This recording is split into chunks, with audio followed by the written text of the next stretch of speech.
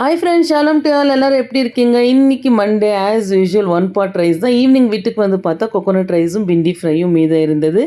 கூட கொஞ்சமாக சப்பாத்தி செஞ்சு பட்டரு சுகர் வச்சு மேனேஜ் பண்ணிடலான்னு சொல்லி டிசைட் பண்ணிட்டேன். எப்படியும் டின்னர் வேலையில் மார்க்கெட்டுக்கு போய் ஃப்ரூட்ஸ் அண்ட் வெஜிடபிள்ஸ் வாங்கிட்டு வந்தேன். ஸ்நாக்ஸ் எல்லாமே வந்து ஆர்கனைஸ் பண்ணி வச்சுட்டேன். இது எல்லாமே ஆர்கனைஸ் பண்ணுறது கூட எனக்கு பெரிய விஷயம் கிடையாதுங்க. ஆனால் இந்த கீரை, புதினா, கொத்தமல்லி, பச்சை மிளகா இதை வந்து க்ளீன் பண்ணி வைக்கிறது இருக்குல்ல, அது ஒரு பெரிய ப்ராசஸ். ஒரு 1 வீக்காக வந்து இந்த செடியெல்லாம் நல்லா வளர்ந்துருச்சு.